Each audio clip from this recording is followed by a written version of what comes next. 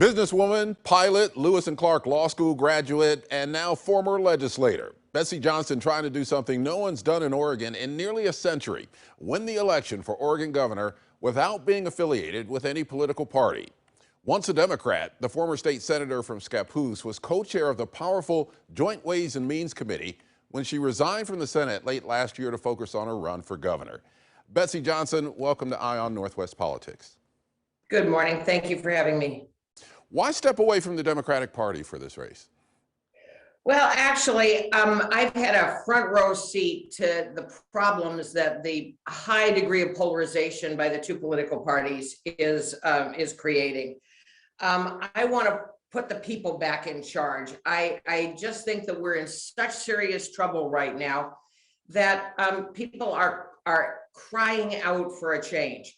I believe that the two political parties are not the solution to our problems. They are the problems. And I just simply believe that in order to break the gridlock that has occurred in Oregon, that having a non-affiliated governor responsible only to the people of Portland, or only to the people of Oregon, is exactly the right answer at the right time.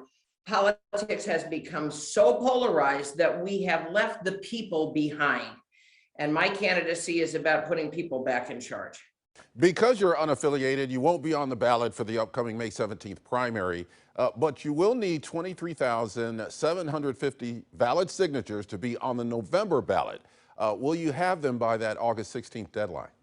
Oh, absolutely. No question. No question. And we'll have many more than that. The number that you cited is the legal requirement, but we will get many more signatures than that as a shock absorber to make sure that we qualify for the ballot. I have no question that we'll garner those signatures easily. Should you win the election in November, what would be your priorities, your initial priorities as governor? Well, first, to take the best ideas from both parties and force the two parties to work together, if necessary, to exercise veto authority. But taking the best ideas from both parties, I think, is the way to end up with legislation that is acceptable to Oregonians. Again, we are failing to serve so many people, and I think the best ideas come from both parties. But there are a variety of different things that I would do. First things first is we got to clean this place up. When trash piles up, we need to pick it up. And so that would be one of my first priorities, is to deal with the rising crime rate and this vicious cycle of homelessness. Secondly, we've got to work on an education system that is leaving a lot of kids behind. I believe that the worst thing that we did during COVID was to close down the schools. For 2 years, our children have been left behind scholastically, emotionally, mentally. This was tough on parents, it was tough on kids, and it's going to take a long time to catch up. We need to do that by enforcing higher standards, not lower standards. Right now, we're graduating more kids, but we're lowering the standards. I would hire people who will challenge the status quo rather than to defend it. Third, we need to value jobs and job creators. For too long, the Oregon legislature has set about to punish job creators. I want to celebrate the jobs and to put economic development back in the forefront.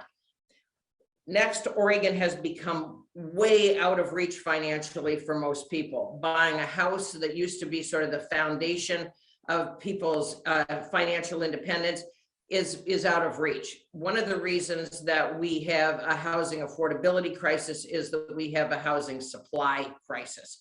And we need to have all kinds of housing across the spectrum, shelters all the way up through single family housing. And finally, we've got to make sure that government shows up when government is needed. We've had too many instances where processes of government have failed. I would cite the unemployment crisis, getting unemployment checks out to people as Exhibit A in making my case. And so we've got to make sure that government shows up when the people need it most.